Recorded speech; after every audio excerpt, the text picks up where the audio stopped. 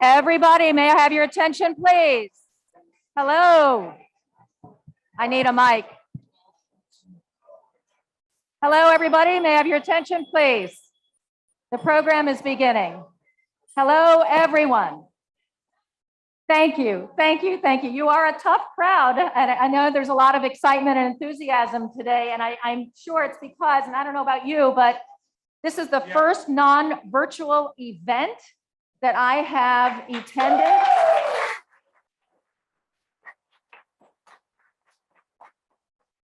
And it is such a thrill to see your smiling faces in the flesh. I mean, my God, how long has it been? It's been about 1.5 years. I'm going to take this off, but most cool, right? There were some advantages to the virtual events. We didn't have to worry about what we were wearing from the waist down, right? My slippers got to work out. And I must say, if I appear a little wobbly, it's because I haven't worn high heels in 1.5 years, literally. And tell me how great it is not to hear you're muted, right? How many times have you heard this? There will be no muting tonight because you are going to hear from some really wonderful, wonderful honorees. I'm deeply honored to be back with this wonderful organization. By the way, I didn't tell you my name. I'm Roma Torrey. I used to work at New York One News. And I started in 1992. And I believe it was that year or the year after that I did a story about CITYarts. It was fledgling back then. And it was started by a woman named Sipi Benheim. And once you meet Sipi, she deserves that, but once you meet Sipi, it's impossible to forget her. Not that you would want to forget her, but she has an uncanny way of getting up close and personal with you, and she's front and center in your life. And once she's there, she never leaves. I will tell you this, Sipi has incredibly transformed what started as a very scrappy group of artists and kids into a full-fledged New York institution. And here we are, again, 32 years later. Bravo, Sipi. All right, for those of you who are new to the CITYarts family, let me acquaint you with, I've been asked to read their mission statement, and it goes like this, it's brief. CITYarts engages young people and professional artists in the creation of public art. Through this creative process, CITYarts empowers youth and connects them locally and around the world to become active participants in transforming communities. And okay, and now here's their impact statement. And think about how far CITYarts has gone, not just here in New York City, but throughout the country and around the world. Our Impact CITYarts has created more than 330 projects that have transformed communities and impacted more than 200,000 kids, collaborated with more than 600 artists, many of whom are here tonight, orchestrated workshops in over 100 countries, and produced 5 peace walls around the world, partnered with more than 1,500 sponsors, and engaged over 500,000 volunteers in the process. That's really incredible. And when I say CITYarts is a full-fledged city institution, they even have their own wine. Can you believe this? 4 varieties, which you will be enjoying, or you should be enjoying already tonight. All right, enough of the words. Pictures are worth 1,000 of them, so they say. And so I'll direct your attention to a brief video featuring the CITYarts Alexander Hamilton project in Harlem that took place over the past 3 years. So here it is.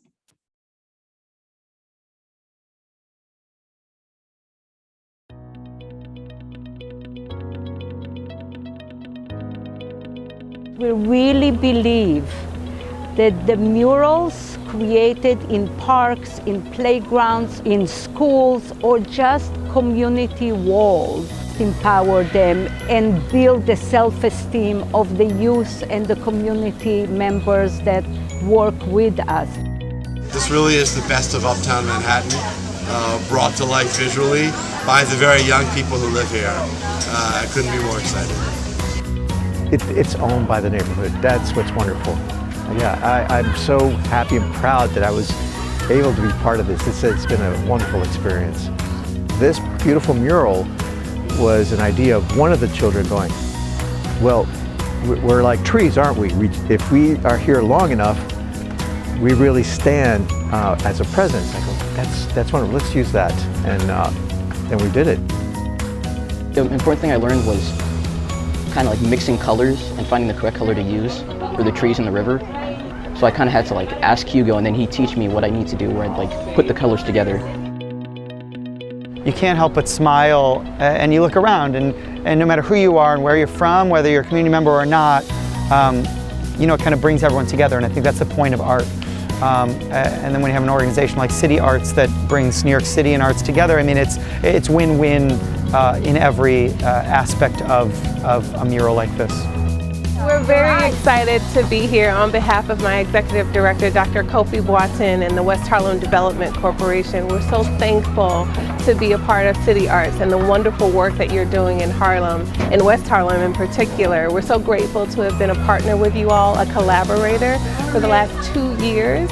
And to be on site, on the scaffolding, I feel like it's a rite of passage. We're authentic now. We really have earned our stripes. I remember one of the fellows that came over and said, oh, I love what you've done with this. I wish it would have happened many years ago. And I've been here all my life. So he was pretty excited about that happening. And when I said, oh, we're going to do that one, and he goes, this park is going to be something else. And it has become that. I was a little skeptical doing this at first, but after I was doing this every day, like talking to you guys, doing the work, it was the best experience of my life.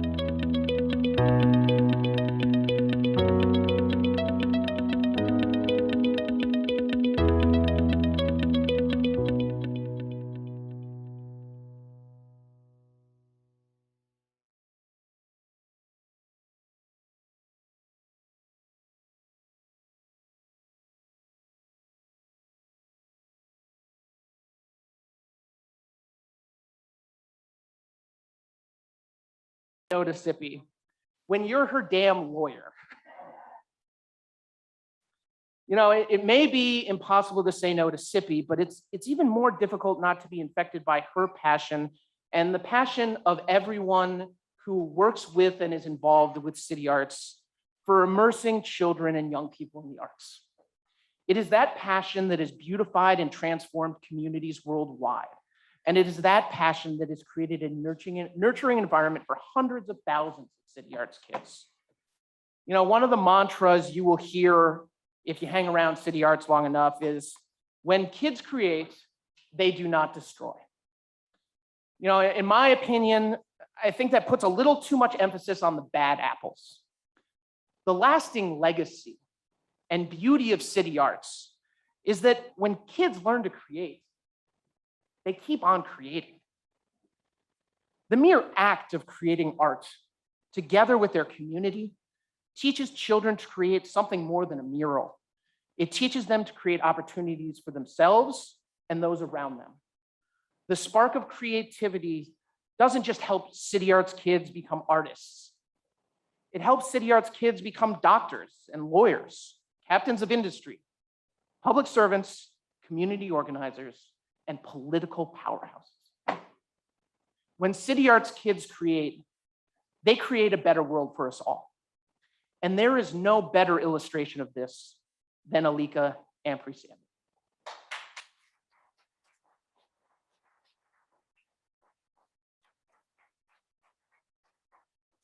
As a 16-year-old from Brownsville, now I gotta talk about you.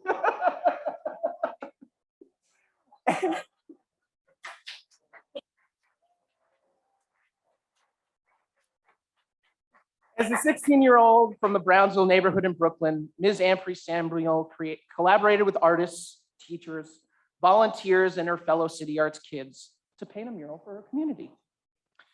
This early gift to the neighborhood she grew up in was not her first, and it certainly was not her last. After earning a degree in psychology in North Carolina, she returned home and immediately put her degree to work in the service of children, working for the New York City Department of Children's Services. From there, she went on to earn a law degree from CUNY Law School and continued to immerse herself in public service. I see we have some CUNY alums here. Managing constituent services for the New York City Council and working as a community organizer. She then went overseas and spent 3 years in Ghana working with the US Embassy, advocating for human rights and community development. But Alika was once again called back home to Brooklyn, serving as Chief of Staff for New York State Assemblywoman Latrice Walker and Senior Advisor to the New York City Housing Authority, the city agency that maintains and operates the public housing developments where she grew up and where countless CITYarts kids and New York City families live. Then, after almost 2 decades serving the public, advocating for children and assisting our most neglected populations, Ms. Ampry Samuel decided to take her tireless efforts to the New York City Council. Councilwoman Ampry Samuel was elected to represent the 41st Council District in 2017, elected by the very Brownsville neighborhood where she grew up.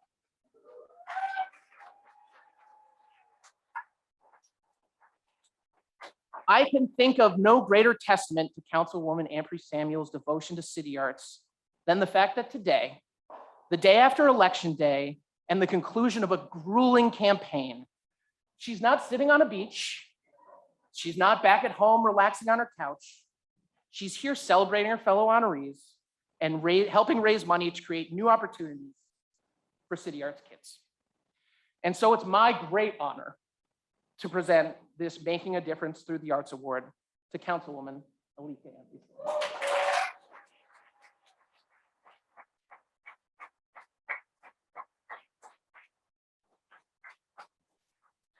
I needed Tom on my campaign trail. This is such an honor and privilege, and clearly I am going to not be here long at all. But I am so thankful for just being here and being recognized. I am a CITYarts kid. And everything that Tom already said about me is because of that experience on that scaffold, on the side of that building, painting footsteps on a brick wall, honestly. I just briefly, quickly, I grew up in public housing. I had an amazing mother and an amazing father. My father died of a heroin overdose. And I have that same story as so many young people, young children who grew up in inner city communities around the world. That same story of struggle, lack of resources, lack of everything. But when you have organizations like CITYarts that will step in and provide a way to be able to not just be creative, but have a vision for something different. It means something to be standing on a scaffold at the top of a building, like almost in the clouds, and you can visualize and think about something besides yourself. What else out there is in the world for me? And CITYarts did that for me. It gave that to me.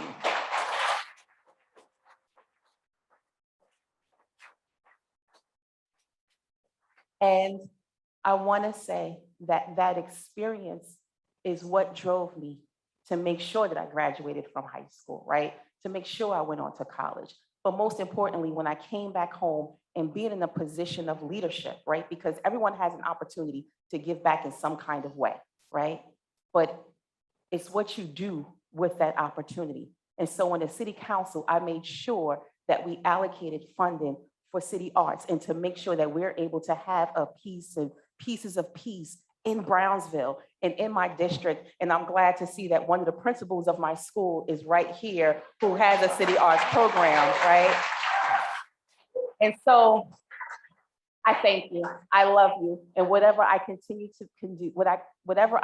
to continue to be supportive of CITYarts, I will do. And I'm leaning on you to continue that as well, so that we can keep producing young, amazing young people in our community and in our world. Thank you so much.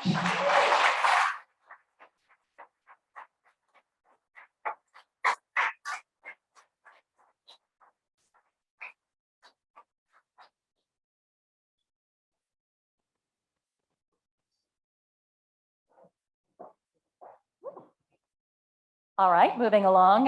You know what? I think just a commercial interruption for a moment, just to remind everybody that it's still possible to place your bids. The auction is open for both the arts and the luxury goods.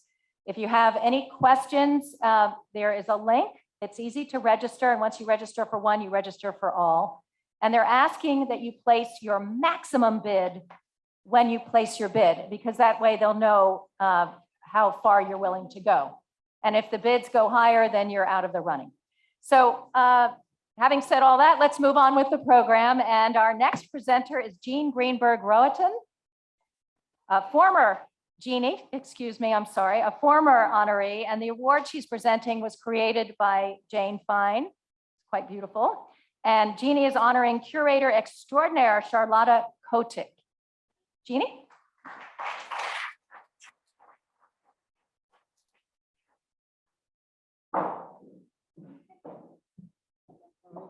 Well, first of all, I'm so happy to be here. Where's CP? No, I know where Charlotta is. So CP, so just listening to our amazing councilwoman, I am up here because of a mentorship that Charlotta gave to me, and you have done it to so many children. And CP, you should feel so proud. I think I've known you for now over 20 years, and we've made some incredible murals together. And kudos to you for continuing, especially during these really hard times. So it feels amazing to be up here. This is the first big group I have been around in over a year. So actually, it's a little bit nerve-wracking. So, so I wanna talk about Charlotta Kotick. I'll give you a little bit of her history. Charlotta really fled to America from Czechoslovakia in 1970. And this was following the Prague Spring, when her home became occupied. And she's really a story of a refugee who became an American dream, and the American dream. And I was really fortunate to be with Charlotta in her office for a few years. And so I feel like I know a lot about what that meant to flee your home country, because you became host to so many Czechs who came to New York. But let me go backwards. So once Charlotta came to America, she immediately started working at the Albright Knox Art Gallery in Buffalo, where she remained until 1983. She then moved to Brooklyn, New York, to assume a position in the prints and drawings department of the Brooklyn Museum. And then when the Department of Contemporary Art was established in 1985, she quickly became a famed chairperson. And it was in 1989 that I was graduated from Vassar and came to New York. And in fact, the person who I wanted to work for was Charlotta Kotick, because she had started this very radical project at the Brooklyn Museum called the Grand Lobby Projects. And she had she had invited artists in to do some of the most ambitious projects that they had ever made. I'll just read you a short list of some of these artists. You will recognize all of them. Martin Pereira, Joseph Kossuth, Alison Saar, Ida Appelbrug, Alfredo Jarre, Peta Coyne, and many others. In fact, the last lobby project that I worked on with Charlotta was the Chris Burton project, where he had hung an entire, a big, huge ball that was wrapped in toys, mostly train sets. and it was called The Medusa's Head.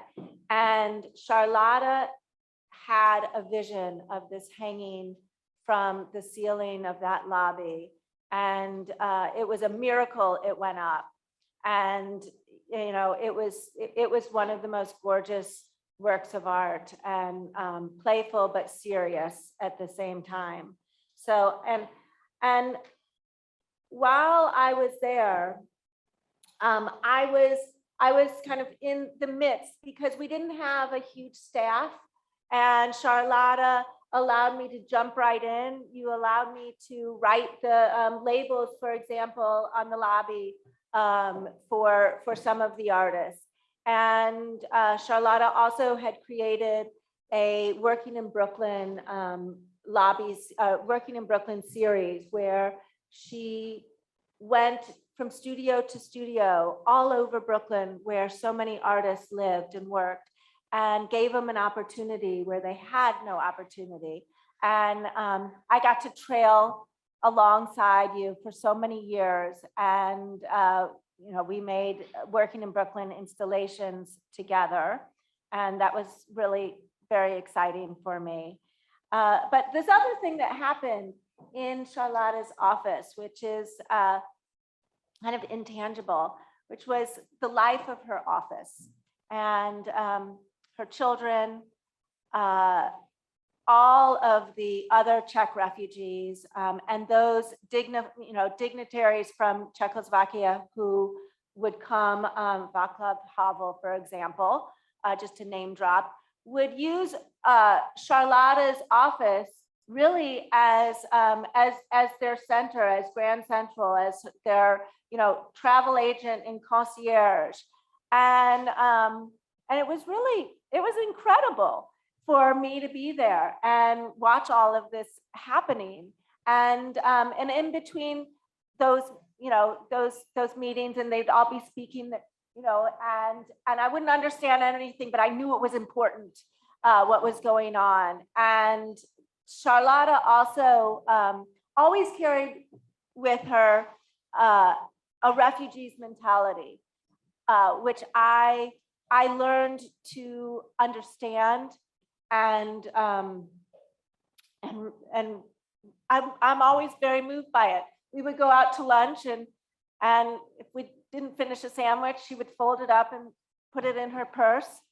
And it might strike you as funny, but it was an incredible thing for me to watch, and something that I understood was real.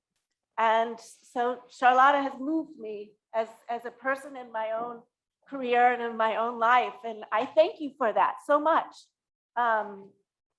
So, it was just so moving, and also how welcoming you were. But I'm going to go on. So in 1993, as the United States Commissioner for the Venice Biennale, Charlotta presented works by Louise Bourgeois, and that exhibition later traveled. That is just a remarkable thing to imagine, that you were one of the women curators who really promoted other women artists, and Louise Bourgeois certainly deserved it.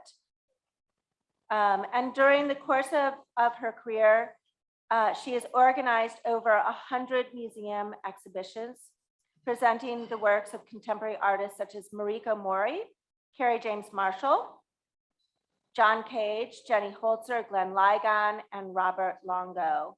Recently, she curated the retrospective of Elizabeth Ender's Landscape Language Line for the Lyman Allen Art Museum in Connecticut, Making Space, a collaborative drawing, performance, and sound project for the Kentler International Drawing Center in Brooklyn, the Expanding Mall.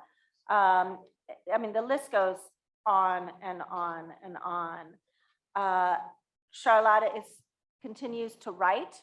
She is a teacher at the SVA and the Academy of Architecture and Design in Prague. She's a member of numerous national and international art organizations.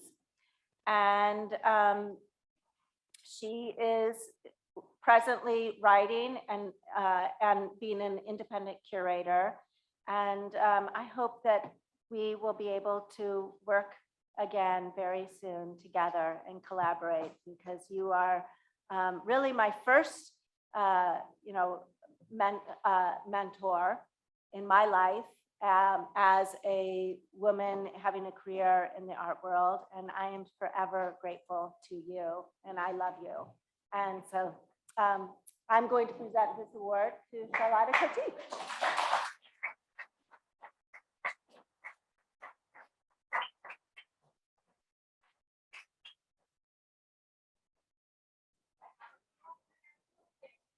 Wow. Oh, the green one.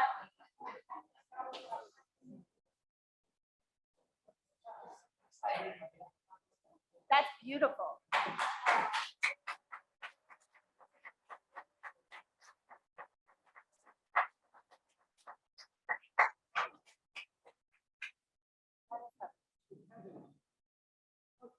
All right. Now let's sit on this way. Yeah, I mean, I have to do it. Yes, I'm supposed to, I think. Anyway, so thank you, Ginny. I moved. It's very hard for me to really, calm down, because I feel like, oh my God, like all these wonderful things. So, welcome. I am here, and it's so exciting to be with so many people in one room without masks, okay? We are suddenly like in the world which we used to be in, and it's really very, very wonderful. So this post-academic, post-pandemic reopening is a really special thing. So it means so much to all of us, and it means so much for the artists and the young people in the city, because they soon will be able to work on the project, on the mosaics, and all the things which CITYarts so ably puts up there and really makes young people to appreciate the ability to somehow put their dreams to work and to be able to produce things and to kind of harness their energy in a very positive way. I just want to add a little bit of a history, how I met CITY and CITYarts. So it was already mentioned that I organized and worked at the Albright Knox Art Gallery and in Buffalo, New York, which, by the way, I think has a very interesting new mayor as of yesterday. So we have to learn more about that. So it's that I organized exhibition of works on paper, and Ziggy's work was part of the exhibition. And Zippy came to the opening, and the rest is history. Because once you meet Zippy, you always become part of her orbit, because it's a force of nature, and Zippy is really like fantastic and inspiring person.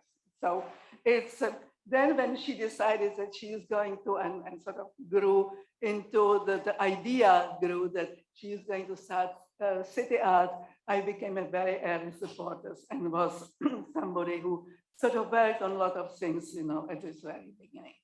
And I think the creating the organization which really harness the energy and the aspiring things for young people, it's so important. And it's even more important now after we have been all locked down for so long. So it's really this very special thing. And I'm so happy to see so many people coming in and supporting this very special organization. So I'm really grateful to all of you for coming, and also grateful to all the artists who so selflessly donated the pieces for the auction. Please bet on the auction, okay? Bet on the auction. It's important. It's not for the artists, it's for the organization which does so much good for the city nationally and internationally. So, and I really, I was really moved, Ginny, by your words, because, when you work with someone, you never know whether you are doing the right thing or wrong thing. You can be like, you can really say totally wrong things, and then you would feel guilty forever, and all these other things which go with it. But it's tricky, and thank you. I'm really grateful. It was wonderful to work with you, and it's wonderful to see you growing into this really important galleries which you are. So thank you. It's really. And also, I always wanted to have a piece by Jane Fine, and finally, I achieved that, sort of indirect way through CITYarts. So I will have a brick, and it's a very special piece. So it's not only a drawing, or I could never afford the painting, but drawing is really a very special thing I was aiming for. But now I have three-dimensional objects, so it's very, very, very nice. And so, what all I can say is that all the best to CITYarts, very special organization. To Tzipi, who is a force of nature. Once you get into her orbit, you can never get out. As we all know that we are all here tonight, and then supporting the good things. And so all the best for many, many more years to CITYarts, to all of us, and thank you so much for coming.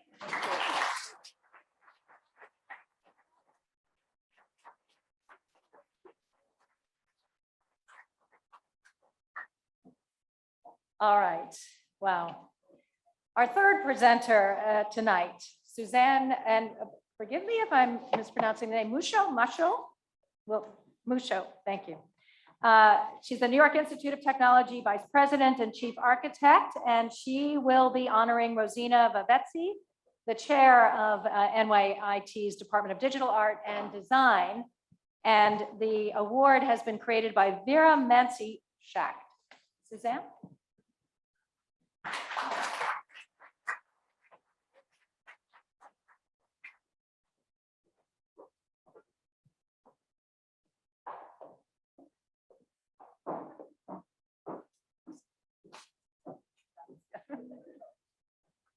Well, I have to say, Rosina, I don't think we knew what was going to happen this evening. This has been an incredible evening of honoring some incredible women, and the third one is no different. I actually met Rosina on Zoom, and we became fast friends on Zoom. Rosina is an incredible educator, and I have to say, she really inspires her students in this really beautiful, gentle, quiet way that really is her signature. We became friends because we worked together with a group of about 13 or so, developing 3D objects for hospitals for the recovering of the pandemic. So it was quite a moment for all of us. A lot of her professors were working late at night and printing the objects and delivering them to hospitals. So that's how we became close. So thank you for asking me to speak tonight. So Rosina is a graphic designer, an associate professor, and the chair of the New York Institute of Technology Department of Digital Art and Design. As a designer, Rosina, has exhibited her work in London, Milan, New York, Las Vegas, and Athens. Her work has won numerous graphic contests, and she's also been featured in print and online design publications. And she also maintains her own small design studio, developing client and personal projects. And she's also very happy to give back in her pro bono work, design work that she does for the American Cancer Society, which is also wonderful. In addition to creating her own work, Rosina has taught a wide array of both graduate and undergraduate design courses, and she's also involved in various academic initiatives throughout the university. I gave one example. She also contributes to other departments, doing curriculum revisions as well, designs new courses, collaborations with local high schools, and international universities, panel discussions as well. She also instills this amazing notion in her students that graphic design goes well beyond pure aesthetics in the 2D world, and she encourages them to apply it in a much more experimental and complex way, which I have seen the students get extremely excited about and really see themselves as problem solvers in the world. And so Rosina, you do that for them. Some examples of the work that she does is kinetic typography. She'll explain what that is. laser cutting techniques, 3D printing, as I mentioned, and also game interface design. One of the projects that she's worked on with CITYarts is Cooking with Color, which was an amazing initiative. And she also does other work as well that I'm sure she'll tell you all about. Rosina received her Bachelor in Education from the University of Athens and a Master of Science in Communications Design from Pratt Institute in New York. And she's also an active member of professional organizations such as the Type Directors Club and AIGA. So everybody just let's all welcome Rosina and congratulate her on this incredible award for all that she's done.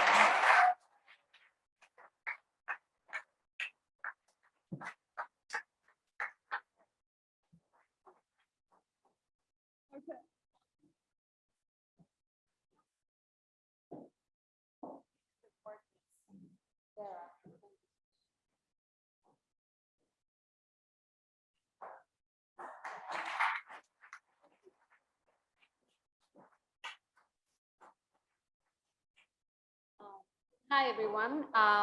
It's a great honor to be here and receive this amazing award. I haven't prepared for this, so I will improvise a little bit. I was born in a small village in Greece back in the day, and I studied, my first degree is in early childhood education. So I worked with the little ones, with small children, for about 7 years, and that is in Greece. So I saw how art made a difference in their lives, how they were able to express themselves with art. Many years later, and after going through law school, I decided to come to New York and study design. So I had to mix it up a little bit. So I came to Pratt. I got a degree in communications design. And the last 19 years, I have been teaching at the New York Institute of Technology. This is a place where I really met my best friends, my best colleagues, my best mentors, and I wouldn't be here without them. It really takes a village to work with students and instill this love for art and design. Throughout these years, I've seen the institution going through an amazing transformation, innovation, great things, and I'm really proud to be part of those innovations.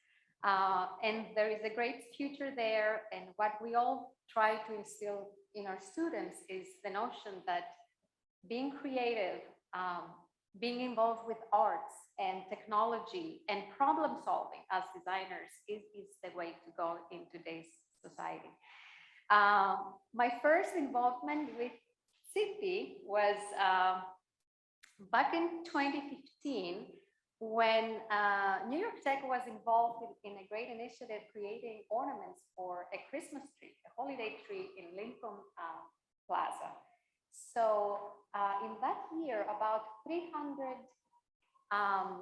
designers and artists from all over the world participated in that project. Digital art and design, the School of Architecture, and the School of Engineering actually were part of this amazing initiative. Some of the faculty who is here also participated in that great initiative. This year, we had the opportunity to also participate with the creation of salt and pepper containers as part of the Cooking with Color initiative. You will find the winners on your tables. We try to combine this black and white to show equality, to show building blocks. And it was an amazing opportunity. It was an amazing experience to have our students involved in this great initiative. We're happy to be part of this. Thank you, Chippy, for bringing the example. This is a little larger than the original, but it's the salt and pepper container. And you can see how this works, collaborating, funding, being together, being equal. So thank you everyone who was part of this. Thank you, CP, for giving us the opportunity to work with you on that. And thank you for being here in this wonderful event. And again, I'm super honored to be receiving this awesome sculpture Vera created from you that I will be so happy to have it in my house. Thank you very much.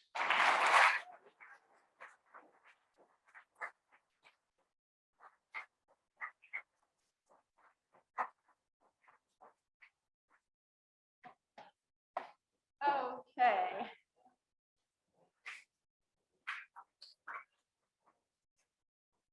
Moving right along here, in your program, you're going to read about CIPY's desire to restart, to hit the restart button. The pandemic has certainly put us all on pause, but it is time to restart our lives and our ambitions and, of course, our art. So here now is another brief video entitled CITYarts Hits the Restart Button. Pay attention.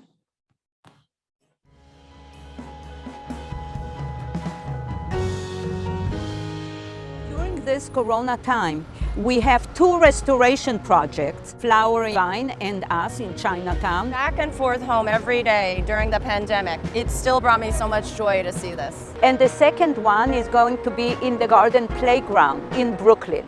Volunteers from Montefiore Hospital help restore the mosaic benches that surround the General Grant Memorial. Hard couple months, so it's nice to kind of get out together and do an activity and help clean up and help restore things. Our high school youth from South Bronx or Brooklyn and Harlem are not allowed to work with us outside. So we're working with them on this virtual workshop. On the first day of this workshop, we all expressed how emotionally stressed and depressed we were before COVID. With the art project, CITYarts took us out for air. I strongly believe that if we will let our youth and our communities visualize a better world with the power of art, they can do miracles.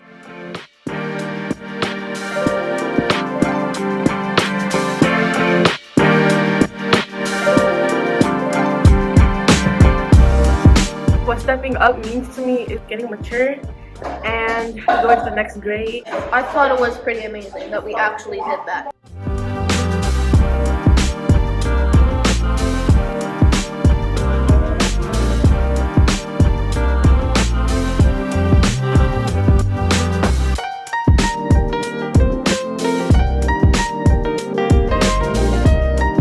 One thing that's very important for this project is letting the students be creative.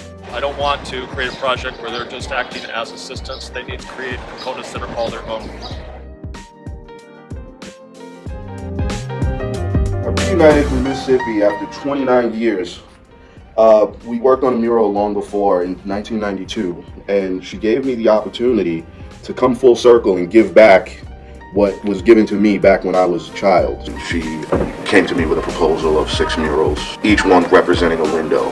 Each theme is representing the future and what they feel is going to be the state of not just events, but structures in the world going forward in the next 5-10 years. Each and every one of you to say who you are and why each one of you matters. What's unique about you, what shines about you. This will lead us into the mural. And I promise you that once you will put your mark on that wall, you will feel that sense of ownership that will continue to boil in you and bring you back to the school. I'll be able to see this almost every day. I'm going to be very happy because I know that I did it. In like a few years, I would love to see this still up and feel how much excitement, how good it is to paint something, how we felt as a class. The project in this year has been quite unique, as it is for everyone because of the pandemic, but I have to say that not only the CITYarts, but the school, the students and the staff here has done an amazing job. You can see we capped off our pandemic year on a high note. Thank you, CITYarts. Thank you for valuing the arts and making sure that our students get to engage in authentic art instructional activities.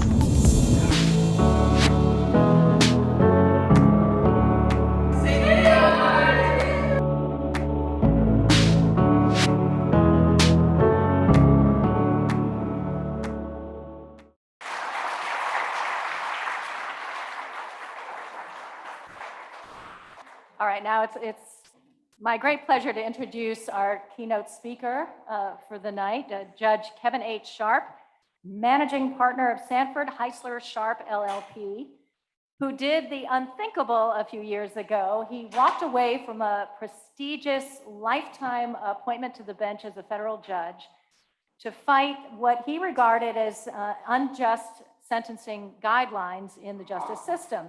And he was motivated by a case that was before him, a young man who had committed non-violent drug crimes. And unfortunately, because of mandatory minimum sentencing, Judge Sharp was forced to impose a life sentence on this young man. Well, it didn't last, but that's all part of his inspiring story. And so I want to bring Judge Sharp to the podium, and he'll tell you all about himself.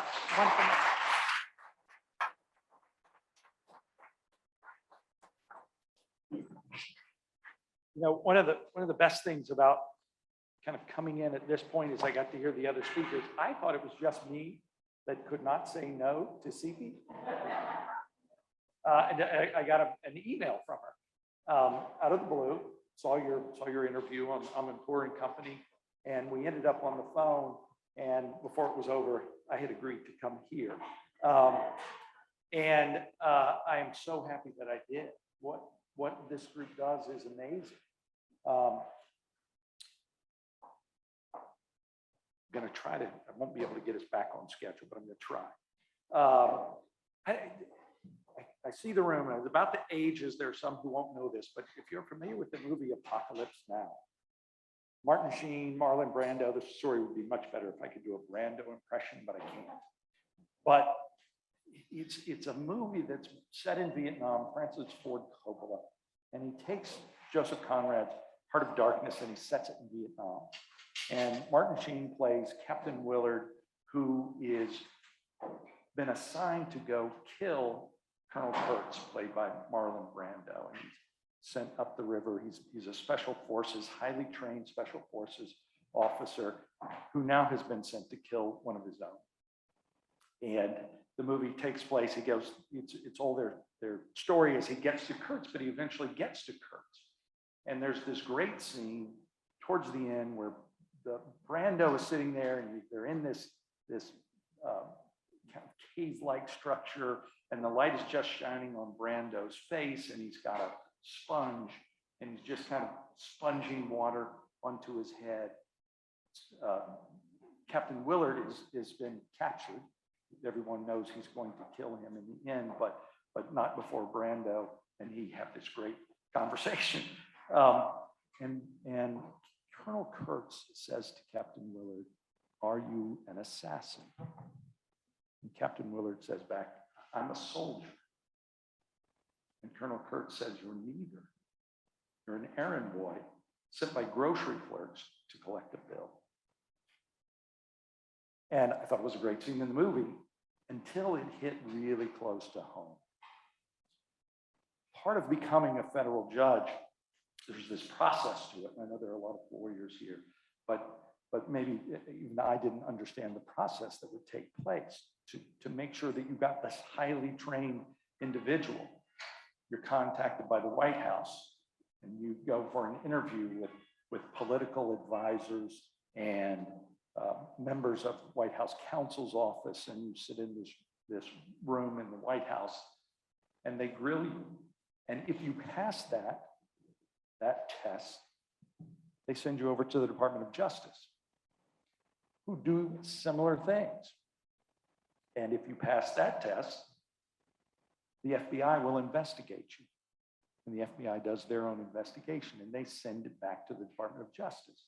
They look at the investigation and then they send it back to the White House. And then if the White House is satisfied with what they found, they will send it to the Judiciary Committee. And the Judiciary Committee has FBI agents who work for the committee, and they will investigate you again for the committee. And if the committee is satisfied, the ABA will do, American Bar Association will do its own, more of a survey, their own type of investigation. And if they're all satisfied, the committee will send you to the full Senate. And I made it that far. And there is a floor vote. And so for 3 hours, there is debate and discussion about whether or not I have the intellect and the temperament and the judgment to be a federal district court judge. And it takes 3 hours, but I'm eventually confirmed unanimously. And I take the bench, and I realized the most important thing that I will do on the bench is deal with people's liberty. Right? The rest of it's money. The criminal justice system is the side that's really important. And what I found was, as I sat on the bench, and mostly young men of color would come through in their orange jumpsuits, what I found was not people who need to be separated from society. What I saw was drug addiction and mental health issues, and mental health issues that then led to drug addiction, or drug addiction that led to mental health issues, and it all just created this spiral. And I thought back, and it's still this mentality in this country that character creates destiny. I wasn't seeing that. What I see is poverty having more to do with your destiny. What I was seeing was a lack of education. This was the common thread that I saw running through all of the defendants in my courtroom. They had no social support systems. They had no employment. They had no opportunities. And that was the big travesty, that our politicians, and to a certain extent because this is what society wants them to do, but it's also how they get elected and re-elected. They want to leave the criminal justice system and the courts to deal with the mess that they've helped create. Because they've had the mentality, if your character was better, you wouldn't be there, lock them up. Instead of dealing with the real problems.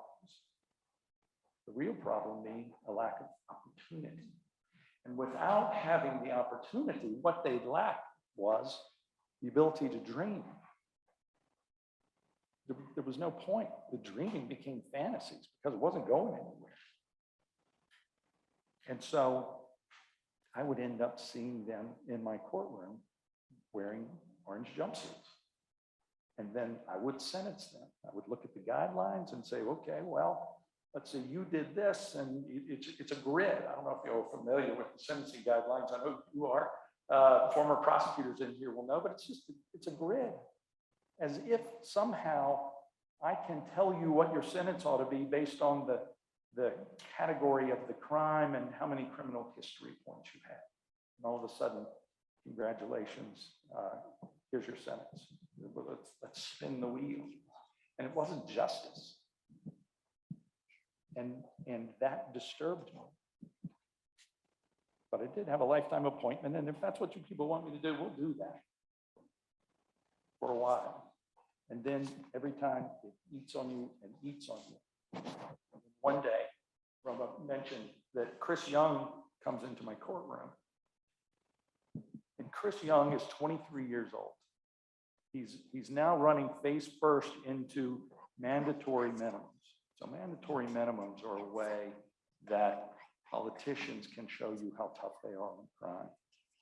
So you've vetted me. We've gone through this system that I described, a back and forth with FBI and DOJ and the White House. And we've done this. We've gone up and down in the Senate because you're satisfied that I have the judgment to make these decisions about people's liberty. And then you put me on the bench and go, but not that one, not the most important. We want you to decide whether or not somebody gets X dollars on a breach of contract or Y dollars or no dollars. But we're not going to let you decide liberty issues that are this important. And so Chris Young comes in my courtroom in his orange jumpsuit. He's already spent several years in jail in a county lockup while he's waiting either for a trial, which he ultimately has and loses, or plead guilty. He was part of a drug conspiracy that was being run by a gang. He was neither part of the gang nor really part of the conspiracy, except that there were some drugs that ran through his hands. a crime, and a crime that deserves some kind of punishment. But it happened to be Chris's third strike. He had 2 prior nonviolent drug offenses, both for crack cocaine. As a kid living on the street. Now, Chris's mother, he didn't know who his father was. His mother also was a drug addict. And so she was in and out of jail or prison, depending on how long a term she got. And he and his brother, basically, his older brother, basically took care of themselves. They lived in the apartment that that the family lived in, the 3 of them lived in. His mother goes to jail. No one realized there are 2 teenage boys still living there. Eventually the power is cut off, the water's cut off. He and his brother eat out of garbage cans. Eventually, as Chris told me, when he smelled so bad that he couldn't take it, he would ask a neighbor if he could take a shower. And so this boy ends up in my courtroom, and it's his third strike. The first 2 strikes, the total weight of the drugs that he sold were less than the weight of a quarter. The coin, all of it combined was the weight of a quarter. But his third one meant that he ran into the mandatory minimum. And the mandatory minimum for him was not 1, but 2 life sentences. In the federal system, there's no parole since 1987. There's no parole in the federal system, because not only are we going to give you a life sentence, we're going to add some extra toughness to it and give you no opportunities to get out. So a life sentence is really a death sentence. You are not coming out. And he got 2 of them for nonviolent drug offenses. And the thing that happened was that Chris had spent a couple of years now in jail, in lockup, waiting for this moment. And during that time, he had been thinking all along about what he wanted to say. And so we know what his sentence is going to be. He knows it. But defendants are given the opportunity to speak to the court. It's called allocute. They get to allocute to the court. Some defendants take that opportunity. Most will just sit there if they know what the sentence is going to be. But Chris had been working on what he wanted to say for at least a year. And he had memorized it. He was also wanted to be a rap artist. And so in order to memorize this speech that he wanted to give me, he put it into kind of a sing-song way. And he starts, it's his turn. You know, Mr. Young, step up. And Chris begins to tell me what he wants to tell me. But it's in this sing-song voice, kind of not rap. To say it's rap is not completely accurate, but it is. There's a tune to it, and it's really fast. I can't understand what he's saying. It's too fast. And I had been in the Navy, and part of what the Navy does for certain individuals is send them through POW camp training. There's several of them across the country, and one of the instructors was a guy named Doug Hegdahl, who had been a prisoner at the Hanoi Hilton. And Hegdahl is the guy, when they started releasing people early in the 1970s, John McCain was there at the time. McCain refused to be released, but Hegdahl, who was a kid who was up on a battleship smoking and didn't realize they were about to have gunnery practice in the concussion from firing the cannon on a battleship knocked him over the side, and he ends up in the Hanoi Hilton. But they've offered to release him, and what everyone wants him to do, Stockdale's there, some of these are names that y'all will know. They want him to memorize the names of everyone who's in the Hanoi Hilton. And so and you can't talk to each other, so they're going to give it to him in this code they've developed. And so Hegdahl memorizes all of this, but he can only do it by singing a song in his head that may have been this hyper speed of Old MacDonald. So when he gets out and he goes, okay, I've got all this information, they sit down with a pen and paper and say, give it to us. And he does it in this super fast Old MacDonald song, and nobody can understand what the hell he's saying. And so they ask him to slow down, and he can't remember it. So he has to sing it, and he has to sing it this fast. And so they put him on a reel-to-reel tape, and they slow it down so they can understand what he's saying. That is what hits me when Chris Young is giving me his allocution that I can't understand. And I'm thinking, if I ask him to slow down, will he be unable to remember what it is that he wants to tell me? And so this Hegdahl story is going through my head.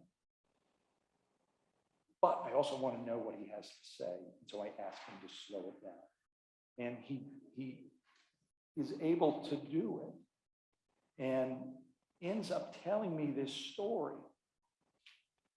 of, we start talking about history. He's telling me, I'm listening. He's talking about history. He's talking about world history, current history, ancient history. He starts to talk about economic theory. He starts to talk about banking and world monetary policy. There's this kid who did not finish high school and has spent, years in jail reading. And he starts talking about, then the most heartbreaking part is all the things he would do if he was not going to prison. If he ever got out, what would he do? And I'm starting to think, this is what I've been experiencing since I took the bench, is this lack of opportunity that led to an inability to dream. And now I had this young man in front of me who was doing that. But the heartbreaking part of it was, now we're moving into the realm of fantasy because you're not getting out. You're going to die in this place. And that's what hit me and went, no, we can't do this. Let's stop this right now. And see, I'm already over my time, but I'm going to finish this story. So I have to decide, am I more useful to this world and my society on the bench or off the bench? Do I step down and talk about this and try and stop this? Or do I stay up here, complain about it, and continue to sentence mostly young men over and over and over again? Do I play the game that the other two branches of government want me to play, which is let's pretend I'm solving the problem and let's lock them up? Not dealing with the underlying issues, the lack of opportunity, the lack of education, all of these things that lead to this ability to have a realistic dream of what you want to do with yourself, what you can do with yourself. And I think there was a time where it could have gone either way. I could have stayed on, but then, and David Sanford is here, and I really appreciate what David has done. We had already been friends. He runs a social justice law firm here in town. And we talked about this and said, you know what, let's step down, come do and say the things that you want to do, and we'll make a place for you here. And so that's what he did. And one of the first things that I did was meet with Chris Young's lawyer, and we started working on his appeal of my decision. I said, look, I'll go through the record. And if you can find where I made a mistake, I'll fall on my sword. And we really couldn't find a mistake. And I looked, and I really would have done that, but there wasn't one that was going to solve the problem. And so we started working on clemency. And we thought, this is a long shot. President Obama was granting clemency, but is President Trump going to grant clemency for someone like Chris? And Kim Kardashian heard about the story. And Kim then becomes an advocate for Chris Young. And we end up, I'm a kid from Memphis. The last thing I thought I would be doing would be sitting in the Oval Office with the President of the United States, talking about some other kid from Clarksville, and what are we going to do about this problem? But nevertheless, there we were. And for about 45 minutes, talked to President Trump about clemency in general, the problem with the system. At that time, First Step Act had not been passed, which made some real reforms in criminal justice and sentencing, prison reform. And so we were able to talk about those things. And ultimately, President Trump, on his last day in office, out comes the list, and Chris Young is on it. And I was able to meet Chris at the airport.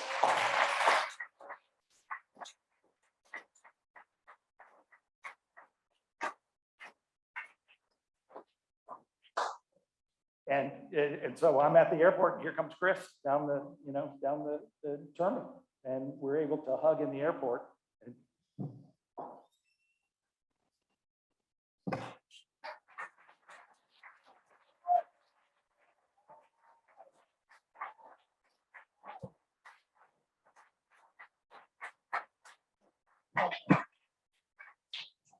But people will say, okay, one guy, what? Congratulations. But he matters.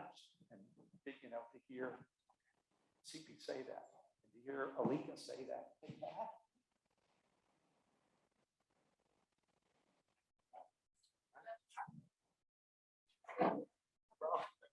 Yeah, so let me do this last thing.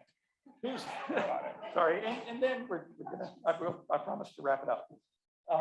What really matters, though, is that what I saw back on the criminal justice system, wanting the courts to solve the problem, we're missing the early opportunities. And that's what makes what you're doing so incredible, right? Alika, I'm listening to that going, well, she just stole my speech. That was the pitch, because that's what it's about. And it's not one person, it's thousands, it's tens of thousands, it's millions of people who've got to be able to think, I have a dream. Sorry, I didn't realize it would go there, and that's my apologies to Martin Luther King. But, right, it's the ability to dream, and that's what you all are doing. And that's why what you're doing is so much more important than anything I did or am doing. So thank you all. Thank you for having me here. Thank you for doing what you do.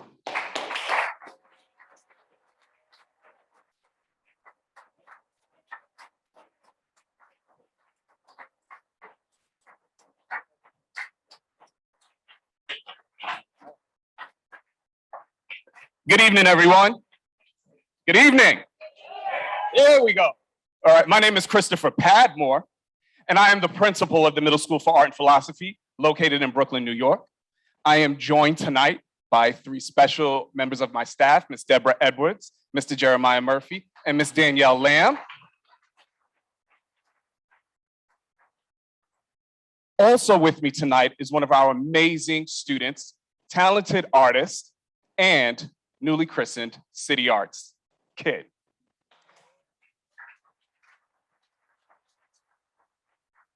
And he has a very important announcement to share.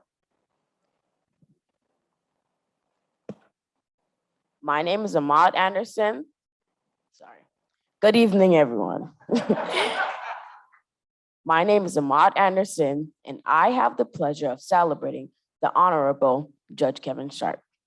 At the Middle School for Arts and Philosophy, we have a motto. We are symbols of accountability and optimism and resilience. Your dedication to the pursuit of justice exemplifies this motto. On behalf of my school community and CITYarts, I would like to present you with this student-created artwork entitled Soaring for Justice. May you continue to symbolize optimism, accountability, and resilience like the students of the Middle School for Arts and Philosophy.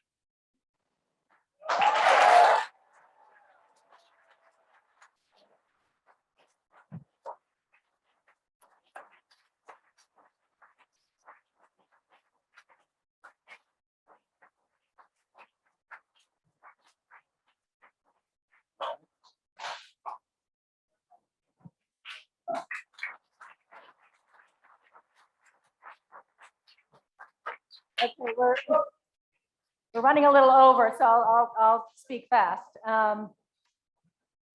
Actually, one thing I just want to point out, if any of you aren't familiar with that story, and it was incredibly inspiring that Judge Sharp told you, there is a wonderful interview on Christiane Amanpour's show for PBS, and you will see this interview where she another reporter talks to Judge Sharp, but also Chris Young.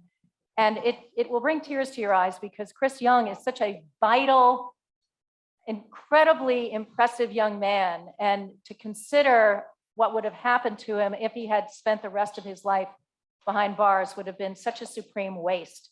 And it makes you realize what a special human being Judge Sharp is, that he devoted his life to finding clemency for young Chris Young. So anyway, I encourage you all to go to YouTube, check out that interview because it's not very long, but it'll really kind of change your life.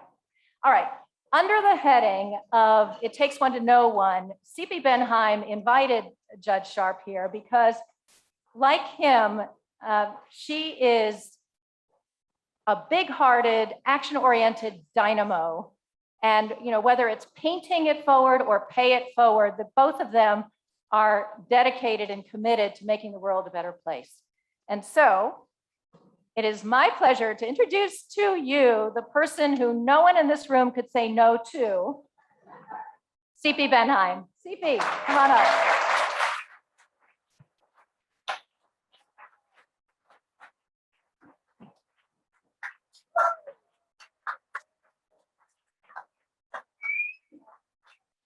Thank you, Roma. Thank you so much for years of friendship. And it gets better every year. Thank you so much. And thank you, Evelyn and Pablo. You're not at the piano. My goodness, I never see you not at the piano. Thank you so much for the beautiful music. Wonderful. And of course, I don't know whether you probably read in the journal. We took Evelyn with us. She was born in East Berlin. We took her with us for the 30th year celebration of the fall of the Berlin Wall. And what an occasion it was. She was telling us about her growing up in East Berlin and how hard it was. And one of our students right there in front of our CITYarts Peace Wall, standing up and telling her, you had the war wall, we have our peace wall. And that was a real moment. So much better to grow up with a peace wall than a war wall. But she stayed on the team and she's with us since. And thank you, David Gill, for arranging this special ambassador of the United States. We had to ask the German consulate to help us with the ambassador of United States in Germany. Thank you so much for doing that.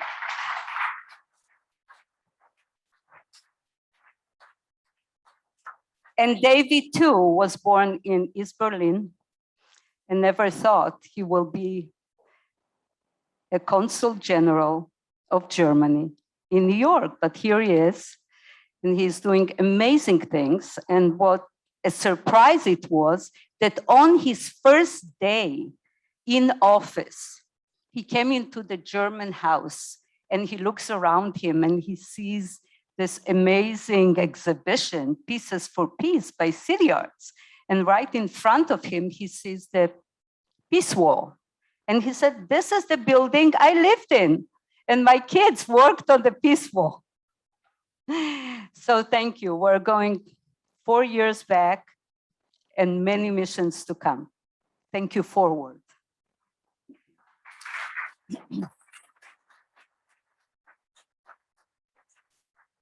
We drank a toast to peace with just the wine that you are drinking here. And it's produced in Spain. So we first took Manhattan, then we took Berlin, and now we're taking Spain. And next we're taking Poland, Hungary, and China, hopefully, in 4 years. So you're all invited. You come and celebrate with us and create a peace wall. You see, most people collect art, and it's good for you to collect art. Actually, you live longer if you live with art. That's what it said. Absolutely. The research says that. And if you didn't start yet, this is a place to start. That's for sure. But I live with art. So I collect people, some of them masterpieces, and they are right here. So thank you, all my masterpieces. Among them, we have our board. You wouldn't be here if our board wouldn't see and have the vision to say yes to in-person gala. We are the only not-for-profit organization that dared to do an in-person gala. So thank you, my board.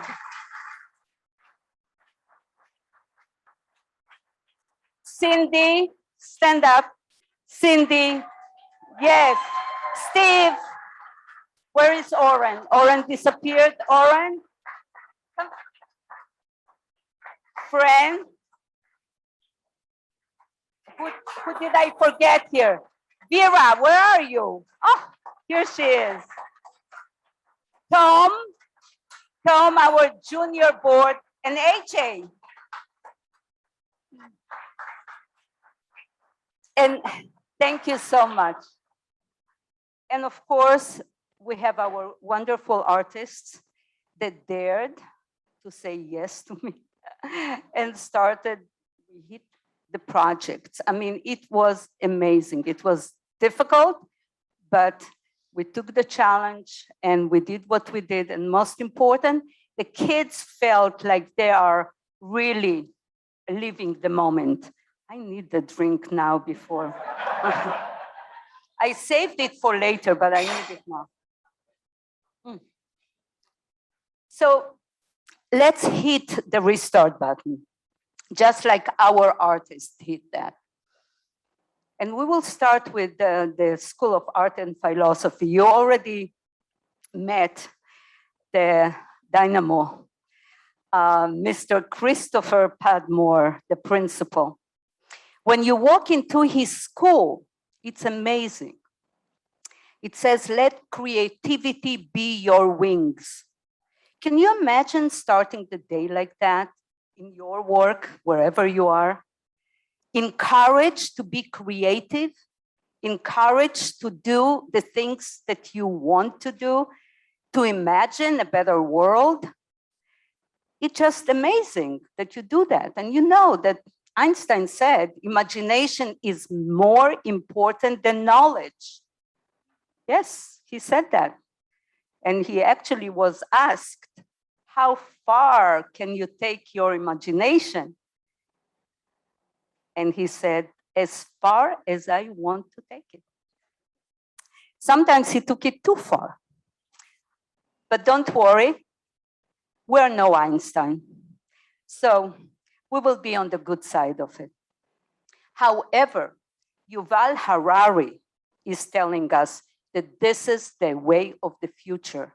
Emotional intelligence, that's what we have to develop. The imagination, the creativity, the giving to each other. And after all, if anything, this year, Perfect Vision 2020 taught us is that we need people. And we don't need just the people around us. We need a diversity of people. We need people of all walks of life to survive. We couldn't just stay home, not go out, without someone delivering the food to us, right? Or taking us to the hospital. I mean, we have to remember that and not just say, oh, yes, yeah, it was nice. No, if every one of us will do just a little something to change the way we were thinking before, no, we do not want to go back to normal. Why to go back if we can go forward, right? We can go forward to create a much better world for ourselves. And you can create yourself. Just start with imagination and creativity, just like in the School of Art and Philosophy, okay? And by the way, look what UAE are doing. They invest in creativity. So creativity, they say, is the new oil. If it's the new oil, then we have to invest in the new oil, in creativity. And if it's that, so we need to invest in our schools. That's where creativity starts. So, Christopher, you are the leading one in education, and I know that Alika will be there to help you out all the way, and we will be with you, okay? So let's restart and think about creativity, imagination, and emotional intelligence.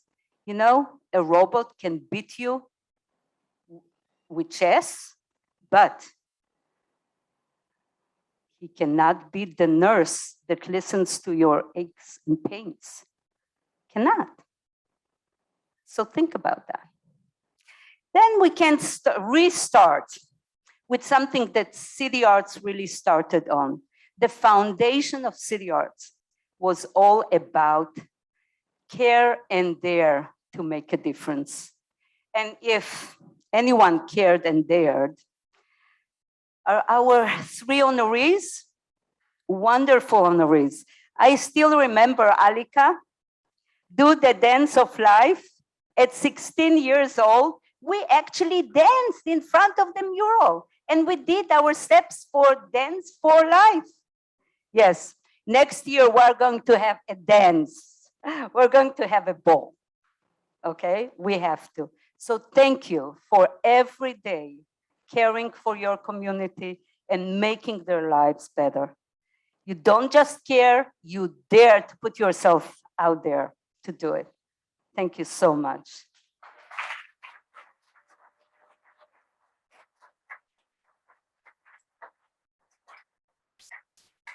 And then my dear friend Charlotta, every time I meet her, she said, I have to do something for this artist, and I have to do something for that artist. And actually, you introduced me to Ginny, and you said, Ginny just got married with this wonderful Nicholas Rohatin, and they are a great family, and you absolutely have to talk to her. So we talked to her, and Ginny says, you don't want me on the board. You want my mother-in-law on the board. Do you remember that? 30 years ago. And I said, no, I invest in the future. And I did invest in you, and that was a good investment. So thank you for being here. Ginny was on our board of directors, and now she's on board of advisors. And yes, it all started with Charlotta. And if every year we have wonderful donations from artists, but this year it truly was an avalanche, because no artist could say no to Charlotta, and I know that. I mean, it started with Ziggy at the Albright Knox, and we had to come to the opening. Never mind that we ended up sleeping in your place because he got drunk and out. And, and from that point, we got, we were hitched. Yeah, and that's history. At your table, we have 2 wonderful people, Rita and Waldo Faulkner. Can you please stand up? Because they were our honorees last year. Wonderful people.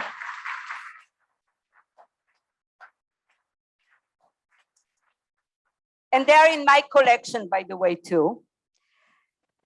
But we did it on Zoom, so you didn't have this opportunity to meet so many people. So thank you so much for being here this time, and enjoy it.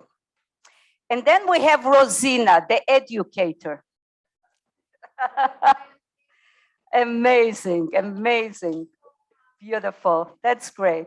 Well, so you don't need anything else if you're happy. But Rosina never says no, not just because she doesn't want to say no to me. I know it. She said, oh, that will be so good for our students. So I came to her 6 weeks ago with, let's do a competition for our new initiative of our kids are eating badly. And some of our artists, like Roberto, yes, or Hugo, where are you? Right there. Or Roy, or Richard, where all of them are here. They are telling us that they are coming very hungry to after school programs. And as a Jewish mama, I started feeding them. So what do? I brought some vegetables and some fruit. And at the end, we said we have to start an initiative. So the initiative is cooking with color, showing them that eating better will be better for their mind, for their life, and so on. And in order to make it even more spiced up, we had this competition with Rosina and NYIT. And thank you so very much. These centerpieces are absolutely amazing. So thank you so much.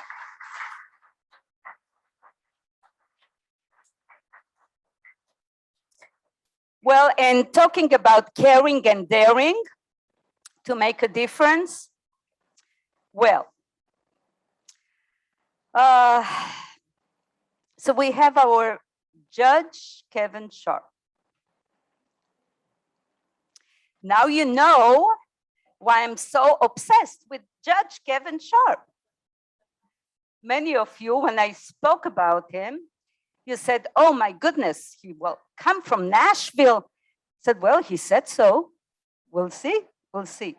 So now you understand why, still I can't understand it. How can you leave this space, this bench on the Olympus with everything that goes with it, right? Security and prestige and good life. And why? Because you felt that you can be more useful somewhere else? Amazing. So we decided you're going to be the chosen one. We, as Ahmed just told you, are choosing you to be the role model for our kids, the face of justice. That means, oh, David is looking at me like, your partner is like, so what is she up to now? Aha, okay. So we will schlep you around to a few schools because you know how to talk to kids and they understand you. And I hope that they will stay on the right side of justice going forward, which will maybe be less work for you and your firm, but that's okay. But then in return, Robert, I'm making a deal with the judge. He's my lawyer. I have to talk to my lawyer. Is it okay to make a deal with the judge? Absolutely. I'm not getting into trouble. Okay. Okay. In exchange, okay, we're making a deal here. Now you have this fan club, Kevin. I mean, Judge Kevin Sharp. You have this fan club, right? We will be there for you. You know, in the Gladiators, he said, you have to win the people first. Win their love and you will win forever. I think he won our love, right? Yay.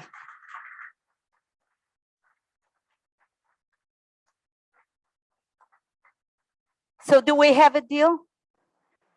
Oh my goodness. Voila. Okay, so now that we have a deal, we are ready for dinner. But before that, we're going to have, thank you, Judge Sharp. We're going to drink to that. We're going to drink to peace, to life, and to pursuit of justice for every one of our kids in our schools. So art and philosophy and Ahmed prepare for a visit from Judge Sharp. And sometimes he even paints, right? Maybe. We'll try. Okay, please raise your glasses. We are ready to drink to life. And Sean is ready with his crew. You will feed my people. Are we ready? Okay, cheers. L'chaim.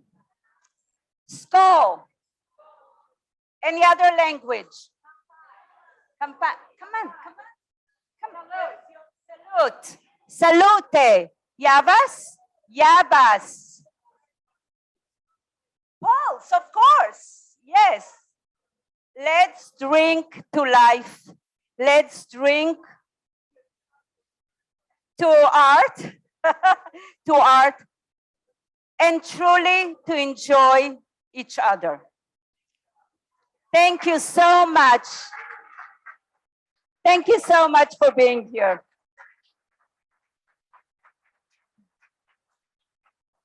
And we have to say thank you to the Zoom people, especially Agigan, that is a supporter for many years, and Joyce Pomeroy Schwartz. Thank you so much. And now, Sean, please feed my people.